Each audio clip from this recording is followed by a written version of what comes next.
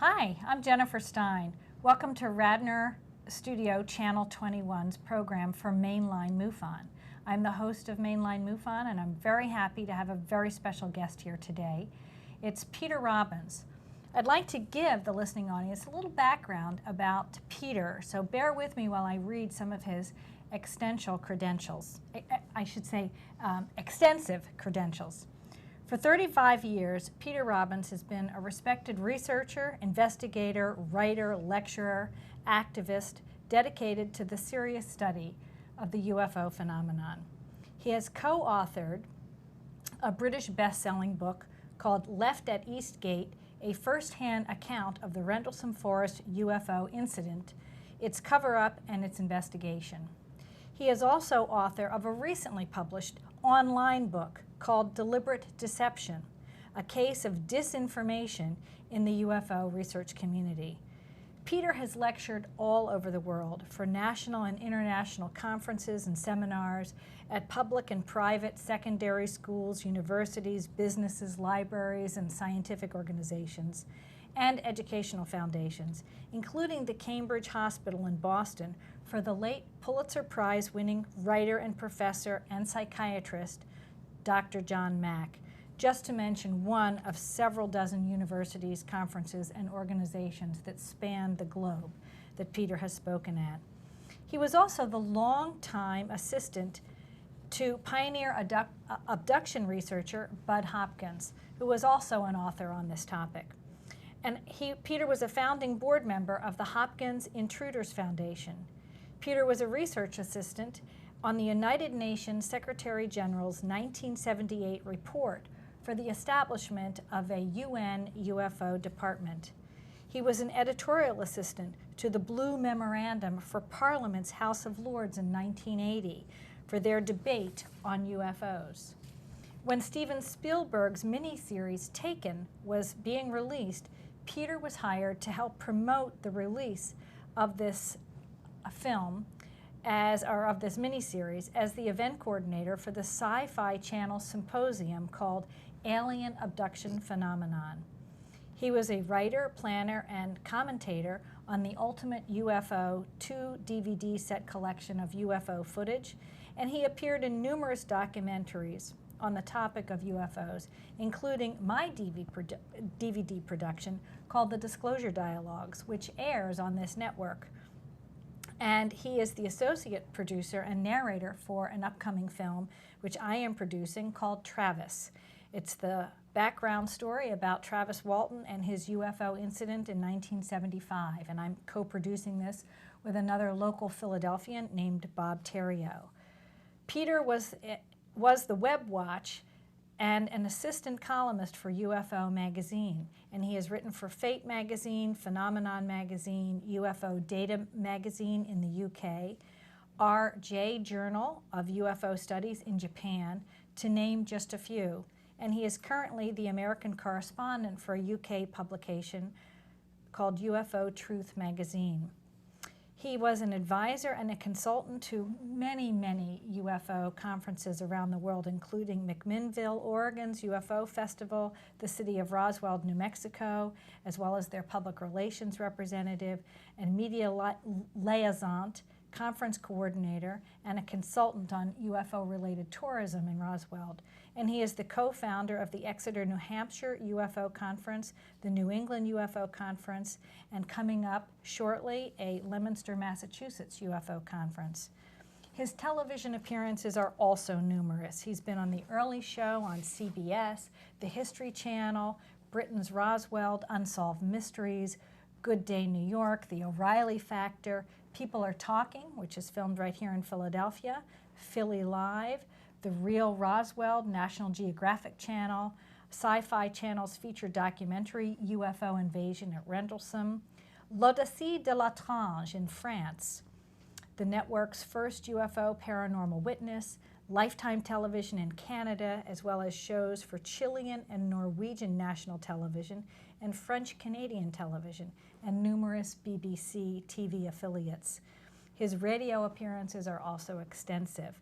He's been on Coast to Coast with George Norrie, The Art Bell Show, Hieronymus Company in Baltimore, Wake Up USA in New Orleans, sightings on the radio with Jeff Rentz, the James Whale Show in London, the Alan Colmes Show in New York City, Laura Lee Show in Oregon, Eye to Eye in Arizona, Beyond Reality in Rhode Island, Strange, a BBC World Service in Iran, Columbia University Radio in New York City, and WBAI New York's UFO Desk. Strange Days Indeed with Errol Bruce Knapp in Toronto, The Jerry Pippin Show, UFOs Fact, Fiction, or Fantasy, the BBC World Service, and the James Hunt Hour, KJNC in Texas, Through the Keyhole in Rochester, New York, and numerous BBC affiliates. I'm terribly honored to have Peter here in Philadelphia, to be speaking for Mainline MUFON, to be here at Radnor Studio 21. And today we are going to be talking about a presentation Peter's giving here in Philadelphia, and it's on Wilhelm Reich. And I'd like to welcome you officially, Peter, after that lovely and extensive long introduction. And for the listening audience who may not really know who Wilhelm Reich is, I'd like you to first tell us how you came and stumbled upon Wilhelm Reich's work, and then we'll start to talk about him. Yeah. Thank you, Jennifer. It's wonderful to be back at Radnor Studio 21. And Dr. Reich is probably, for me, one of the greatest scientific minds and social thinkers of the last few millennia. His work is so disturbing to the status quo that even to this day, and he's been gone now for over 50 years, it is still almost irrationally distorted, demeaned, put down, and ignored, but its potential contributions to humanity cannot be underestimated. I became involved in his work when I was still a teenager, as a freshman at the University of Bridgeport in Connecticut. And my roommate came back from either a Christmas or Thanksgiving vacation and told me that he had read two extraordinary books and that I had to read them. And one of them was Wilhelm Reich's character analysis, which is perhaps the only book that conventional studies in psychology and psychiatry will recommend to students, with the caveat that you can ignore everything after that because he went crazy. The rumor of insanity followed him for a great deal of his life, and it was generated from a number of sources, none of them really accurate. But I read Reich's work on and off for 10 years, and I learned at that point that his former first assistant, who he trained to really take over the work upon his death and train therapists to continue the therapy that he had created in the proper model, was alive and well, if in his 70s, and still practicing. And he practiced out of his home in New Jersey and an office on the Upper East Side of Manhattan. And I decided I wanted to meet him. And my rationale would be, besides wanting to meet a remarkable man who I had studied and read his work and admired for years, to prepare some information on more contemporary UFO studies for Dr. Baker, with the thought that probably he had much too busy a schedule to keep up on it.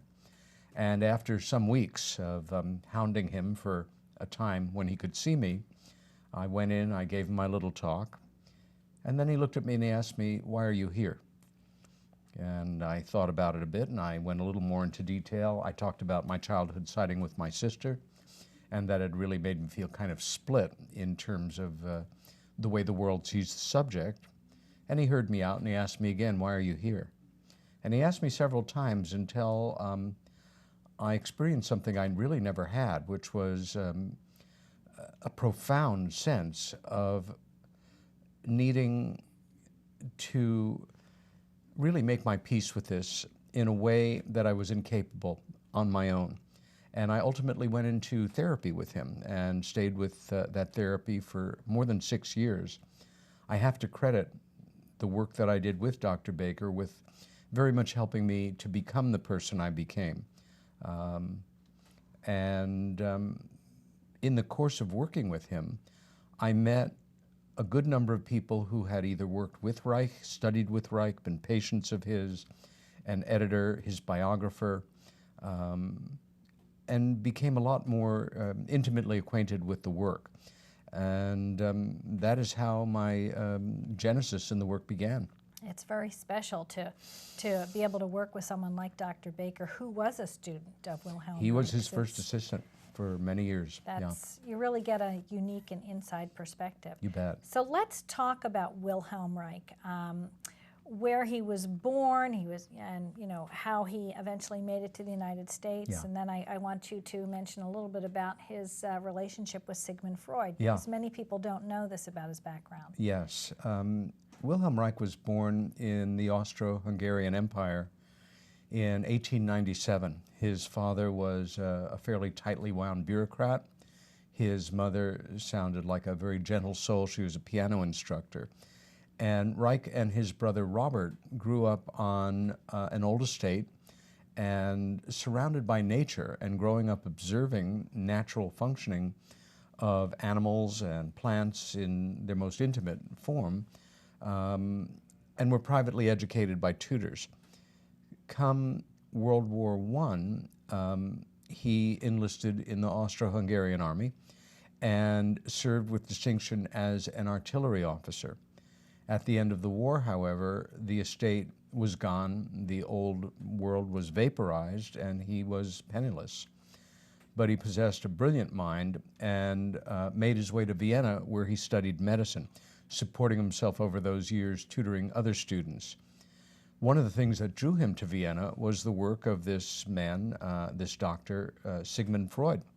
And it must have been a very exciting time to be a young medical student. And ultimately, when he became a physician and left school, he presented himself to Freud, was accepted to learn the method that Freud was pioneering, and became part of Freud's inner circle. His brilliance and inquisitiveness distinguished him very early on, and Freud made him his assistant, and he remained in that position until about 1929, continuing to be a Freudian psychotherapist in the method, again, that Freud had pioneered. They split in 1929 because depending on whether you read Reich's marvelous book called Reich on Freud, or you access the records within the Freud archives in Vienna, you will see two different very pictures. Reich ultimately went to Freud, and there's always a very formal relationship between them. Even after 6 years, it was always Dr. Reich and Dr. Freud. And what he said in so many words was, after 6 years of working in your method, my results bear out that literally all of the dysfunction, the neuroses, the pathology, the problems that people have in life, no matter how disguised they are in a work-related problem or something else, that it has a basis in sexual stasis, unhappiness, or a lack of any meaningful sex life. Now, Freud, of course, had pioneered the notion that much, if not a good part of human problems are rooted with sexual causes. But to say that literally all human problems were rooted in this was a bit much for Freud, more than a bit, and certainly for Victorian Vienna at the time. It was also antithetical to what the Freudians felt to be the case. And rather than continue on as a pioneering Freudian psychotherapist, they parted ways. The original rumors, myth, legend of Reich's mental unhinging began with the Freudians, who felt that the fact that he was in this privileged position as Freud's assistant and very much a favorite of Freud's in many respects, and to walk away from it was obviously a sign of mental instability. At that time, the so-called scientific socialist experiment in Europe, what we call communism, of course, in the Soviet Union, in part taking place in Germany and Austria, had set up clinics around those three countries to assist workers with health problems. Reich, at the request of the Communist Party, began to oversee and reestablish these clinics as what he called sex pole clinics, sexuality and politics. And his aim was to restore, wherever possible, some kind of meaningful, as he would say, sexual equilibrium, a happy, healthy sex life in the lives of factory workers.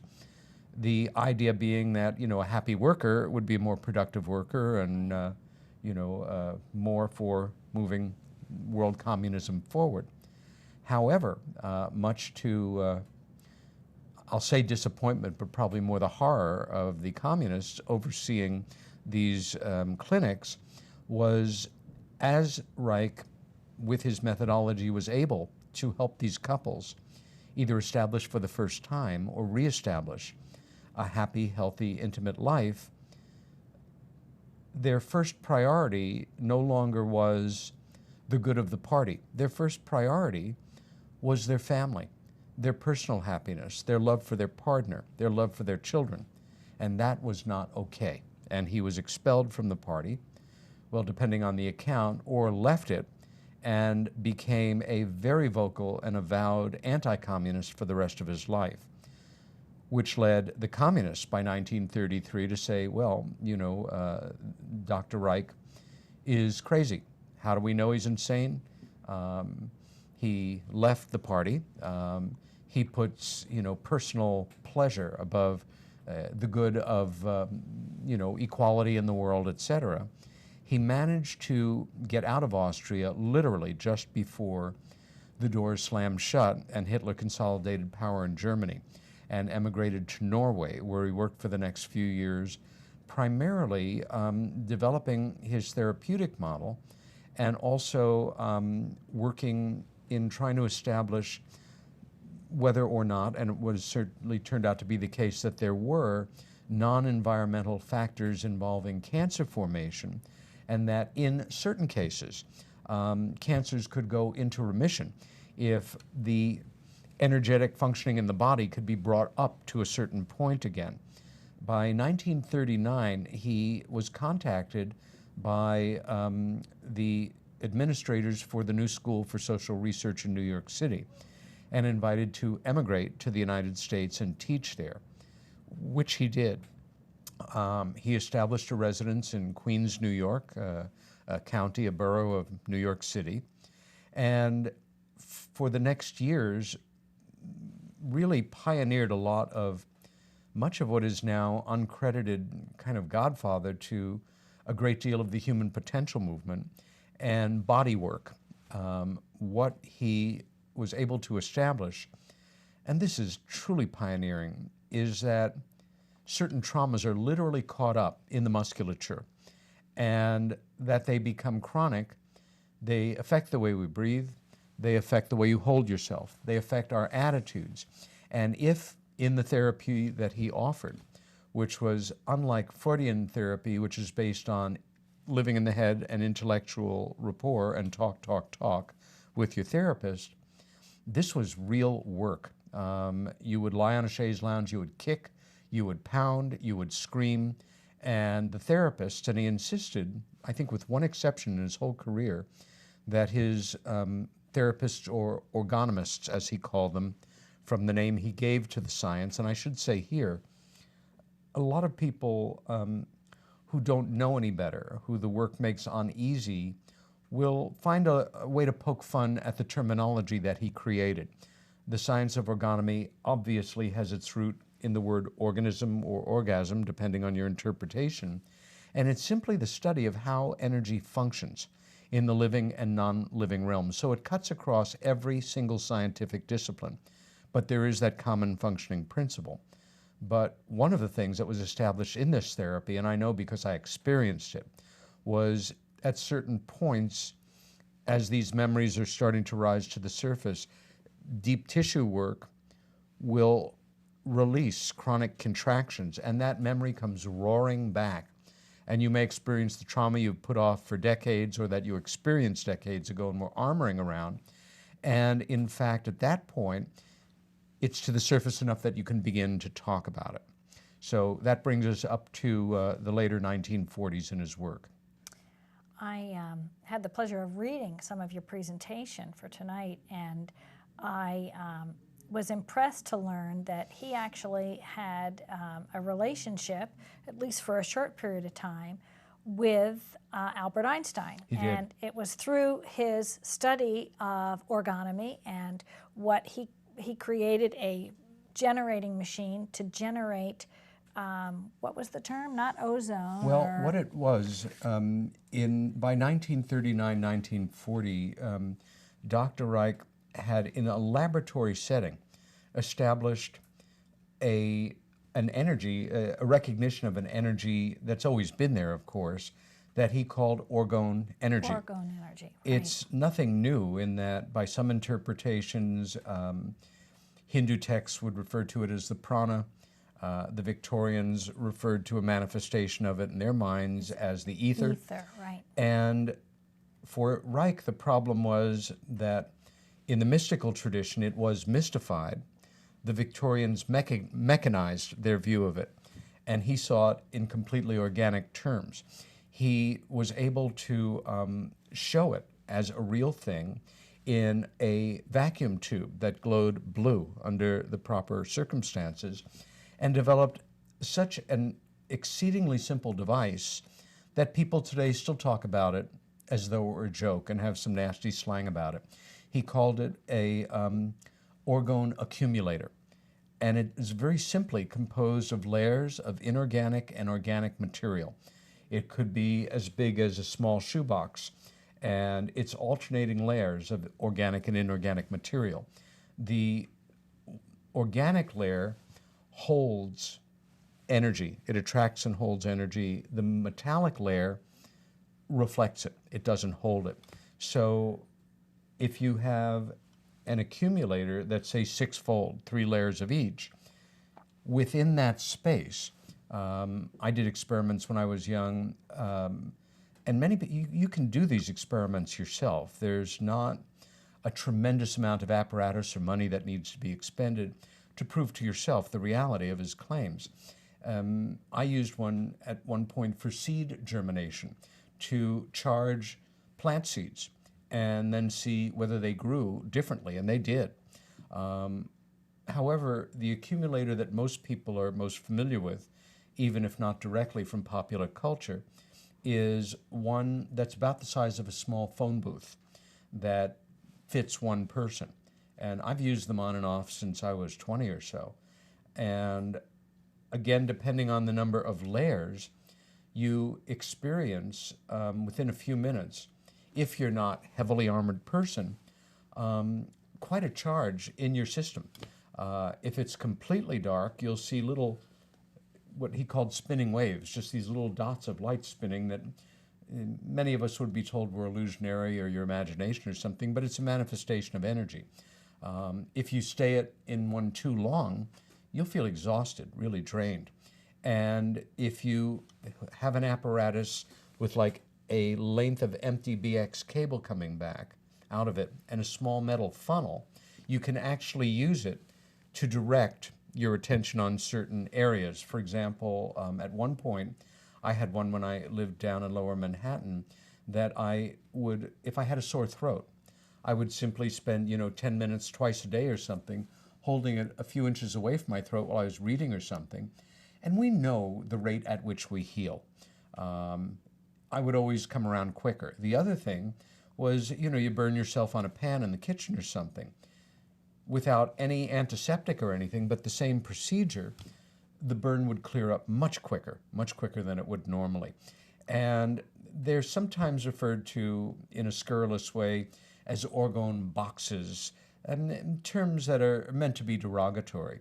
They work, they're absolutely authentic, and they're based on very solid scientific thinking, if not widely acknowledged by the establishment scientific community.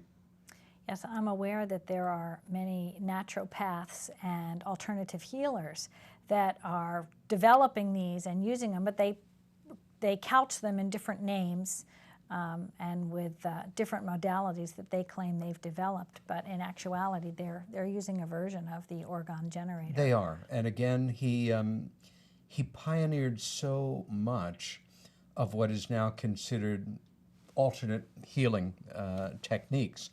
Also, unlike so much of the movement that we see today, Reich genuinely felt, and I think with good cause, that organized religion per se was not really a friend of the people. It was fraught with controlling people, with generating fear, with mystical longing. If you do this in this life, this will happen to you in the next life.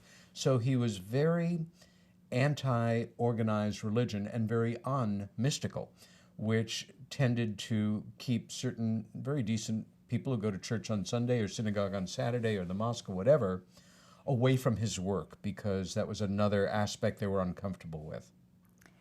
There was another area that he was an amazing pioneer in developing a piece of equipment that could alter weather patterns, and this was known as a cloud buster. So I'd like you to talk a little bit about this work, describe what it looks like, and explain to our audience how that related to UFOs and what his discoveries were. Reich's connection with the subject of UFOs was extremely well-grounded, scientifically documented, multiply observed, scrupulous scientific records taken, but all that be damned.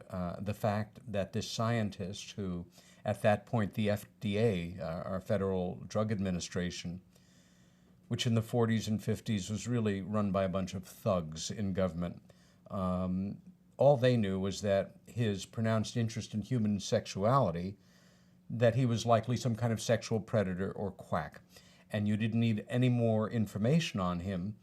And certainly the FDA, to the best of our knowledge, never once even tried to replicate one of his experiments, because had they done so and it turned out properly, well, that would undermine their case. They didn't need any other information. They knew he was a problem and he had to be brought down. And the simplicity of this apparatus, like the Orgone accumulator, most people, if they've been exposed to hearing about it, they discount it sight unseen with the simple mantra that we can apply to the way a lot of people perceive UFOs. It can't be, therefore it isn't, therefore it must be something else.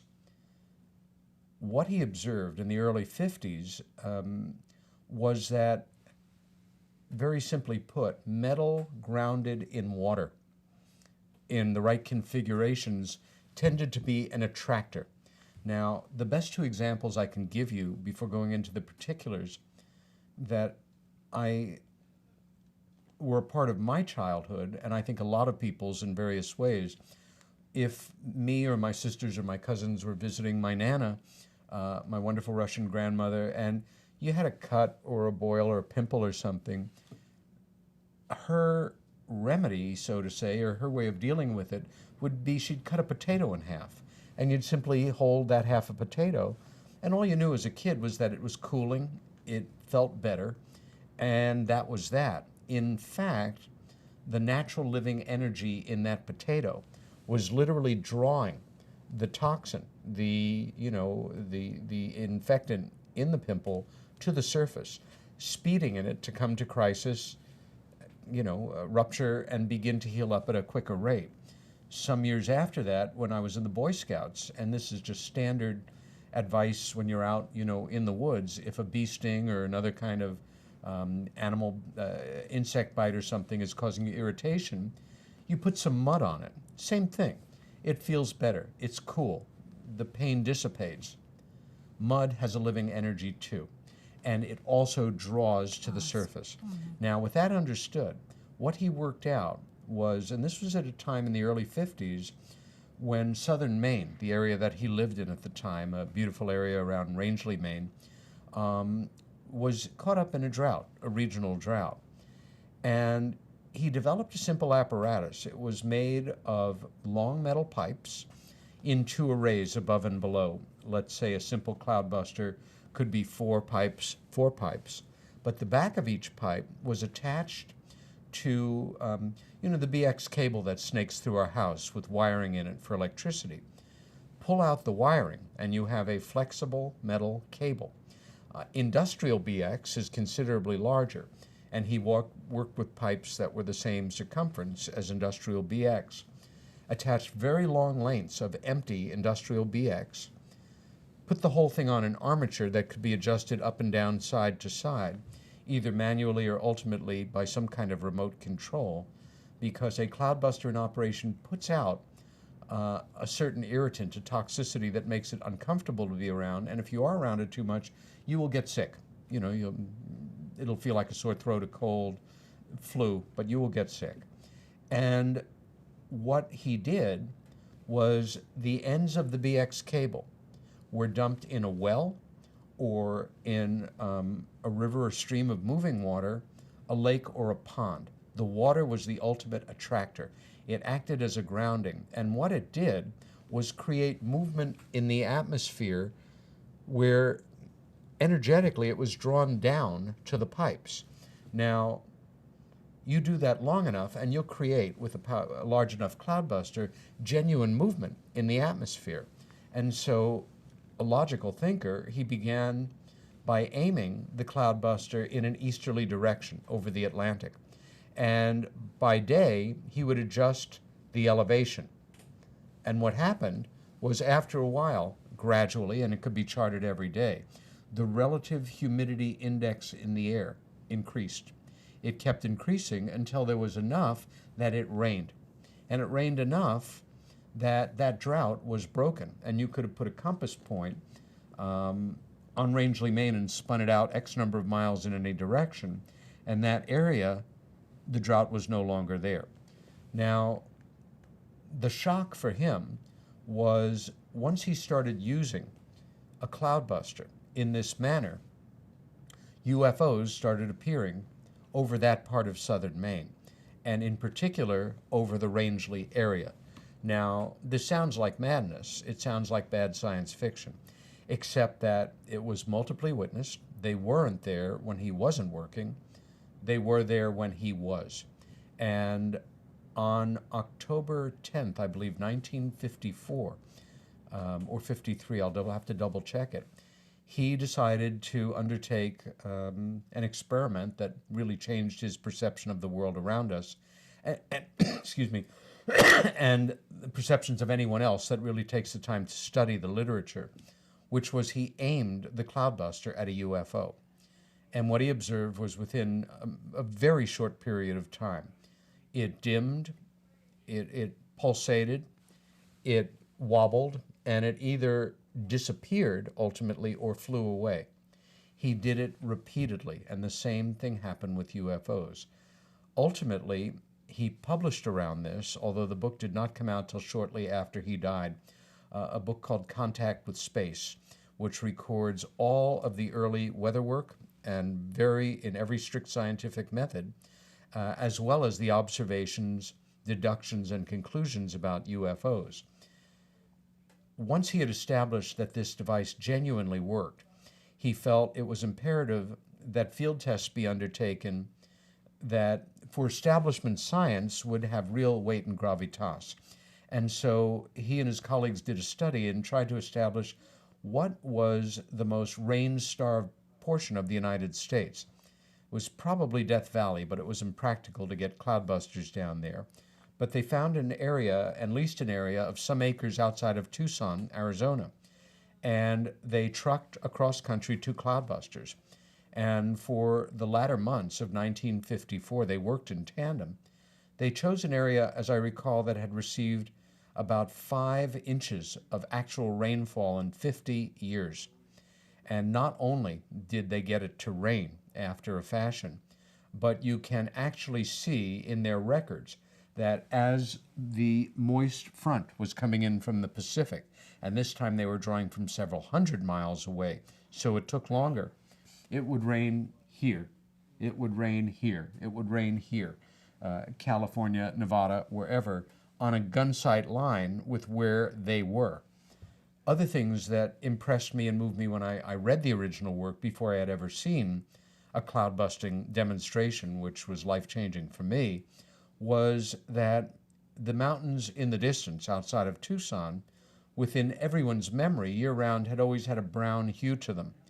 But leading up to the actual rain, there was the humidity in the air was at such a level that they were greenish in the distance for the first time. And even more dramatic, the site on the edge of the desert where they were, that they had leased, where they had the cloudbusters set up, the humidity index had grown so strong right in that area that days before, maybe a week before it actually began to rain, dormant grass seeds that had probably been in the sand for decades began to spring up, and there was prairie grass growing around the cloudbusters.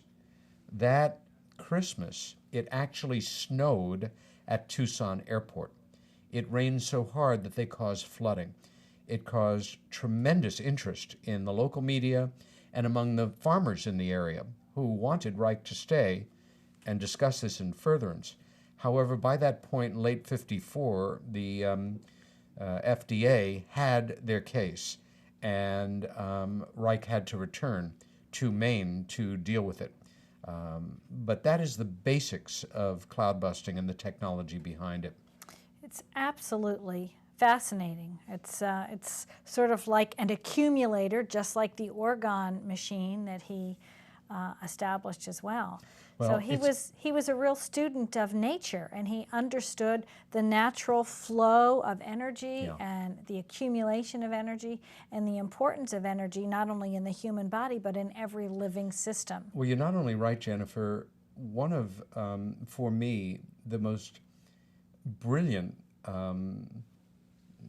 things that he established was not just a common functioning principle about how energy functions and about how energy blockages create problems for everything from an amoeba to a human being to a weather front to the formation of galaxies, but that there was a common functioning principle that governed everything from an amoeba splitting to humans or animal orgasm to how a storm comes on us, manifests itself, and then resolves, to, again, at least theoretically, and I think actually, of how star systems form, which was the simple model.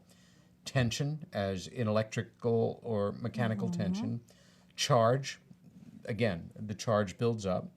A discharge, and then relaxation. Tension, charge, discharge, relaxation. And that in your regulation issue, neurotic human being, there are blockages. The person who grows up totally free of, influences that will inhibit their natural loving sexuality is a very rare creature indeed. Most of us, no matter how wonderfully our parents brought us up, social, religious, cultural, environmental input will create conflicts, problems. You see your dog hit by a car when you're 7 years old, and you go like that, and you burst into tears. And in many cases, you carry that sadness around.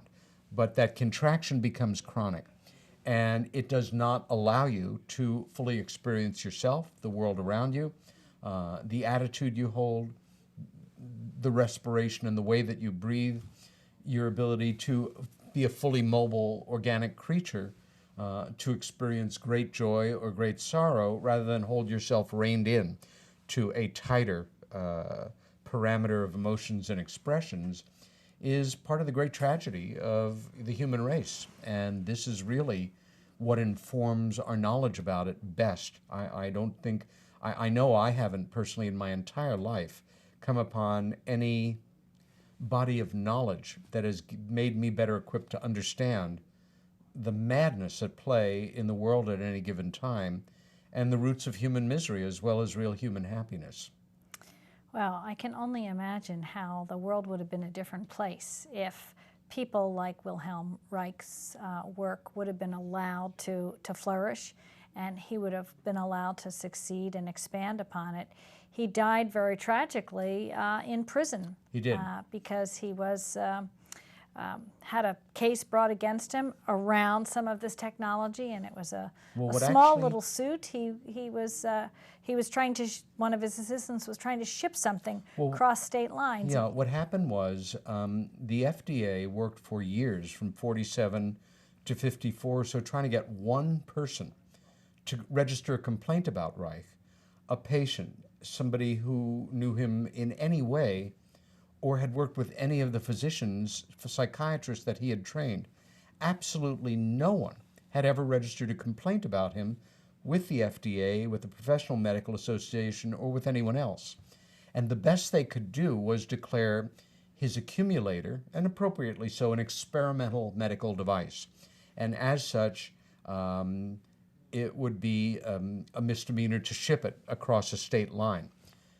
In a very tragic error, one of his scientists, Dr. Michael Silvert, did just that. And they got him on that technicality. Reich at the time was finishing up the weather work in Arizona. And being a man of kind of extraordinary old world values, who loved his adopted country in a way that only immigrants can, I believe, because they know the difference. No matter how patriotic we are, we don't know viscerally what it's like to not have been here. And he decided when he returned to Maine and saw the injunction and what had happened, that he would personally take responsibility of it, absolving Silvert of the need to go to court, and that he would present himself instead. And then he made a tragic error, really, so idealistic. He decided he would use the case as an opportunity to prove the validity of his science, and the judge would have none of it. And in fact, in the course of the going back and forth, I'll discuss it in my talk, but the misdemeanor became a single criminal charge, and he was convicted, and he was sentenced to 2 years in actually, it's a federal prison, Lewisburg, here in Pennsylvania. It broke his heart, certainly, and I think he was up for parole. The Supreme Court refused to see it. He languished in prison to a great degree, and less than a week before his scheduled release, he was found dead in his prison cell. I know from Dr. Baker that Dr. Reich had been working on a manuscript, tremendously prolific writer. I think there are more than 20 books out now by him, a number of them since his estate was unsealed after being sealed for 50 years. There's still a tremendous amount of material that's never been published, hopefully will be over the next years. But that manuscript, which Dr. Baker felt was his most brilliant book, was missing from his cell when his body was found. I have to discuss it in my talk because if I don't, people will ask, were there people in power who wanted this man dead? Of course. Did they have the means to kill him, overtly or covertly? Absolutely. Do I think he was murdered? No, I don't. Dr. Reich had high blood pressure. He was overweight. He was a chronic smoker. He preferred the diet that he grew up with, a heavy European diet. To a degree, he was what we would call kind of a type A character, filled with life and always moving forward.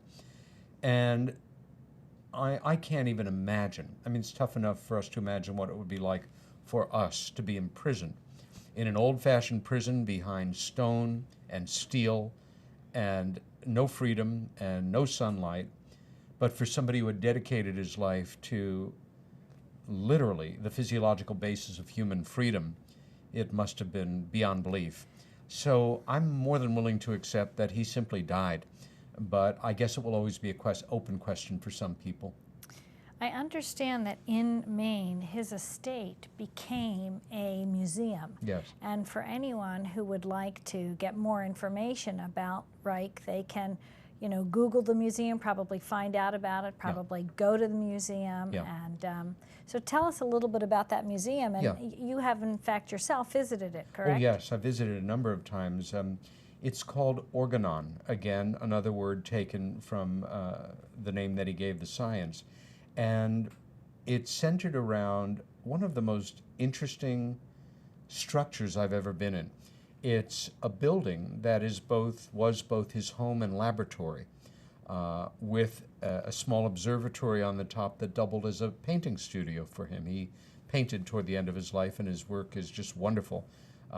Very naive in the best sense of the word, but filled with life and vitality.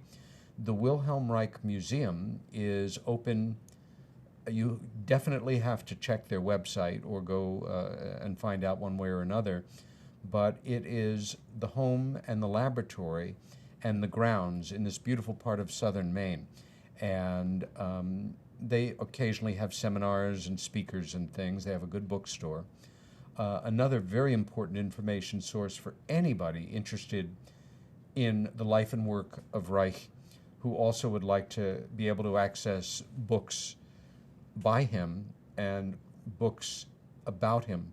Almost all the books that I'm aware of about him are to one degree or another specious, uninformed crap. But there are some wonderful books about him. Most recently, a book by my dear friend, Reich scholar named Jim Martin, was published earlier this year called Wilhelm Reich and the Cold War. And it is absolutely brilliant. And it's such an exciting read for anybody interested in Reich or post-war American history, or the lengths to which some people will go to crush individuals that can make a tremendous difference for the better in society and make us all harder to control. I'd recommend that book highly.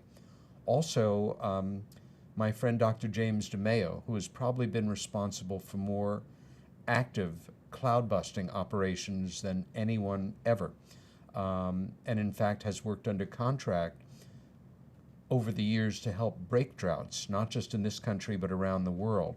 He operates out of a very special laboratory that's just outside of beautiful Ashland, Oregon. It's called the Orgone Biophysical Research Laboratory, or by the acronym OBRL. They have a great website, they have an extraordinary library, they have educational programs, and I think it's as fine a source as you're going to find for information on Reich, with a special emphasis on the weather modification work. Also, Jim is the author, now in its second updated edition, of a terrific manual called the Orgone Energy Accumulator Handbook, which will allow anybody to make these or accumulator blankets or other natural therapeutic devices based on Reich's original findings and pioneering research without much problem at all. There is also an organization called the American College of Orgonomy, just outside of Princeton, New Jersey, that also has a good bookstore. Therapists train there, work out of that area, and you can find a lot of Reich's books, because none of them that I'm aware of are in print right at the moment. But if you go to any good used bookstore or online, one of my favorite sites is a simple one to remember, abebooks.com, like Abe Lincoln, abebooks.com. They often have, whether it's an expensive first edition or used paperback, and another great source for books on and about Reich. Wow. What a journey into understanding what Wilhelm Reich had to offer. And it's such a shame he, like Nikola Tesla, really never got to experience the manifestation of many of the devices. I mean, he tested them, he had success with them, but he was never really acknowledged. They had to be crushed. For his work. If not, you couldn't meter power, and the 1% would not have become the 1%.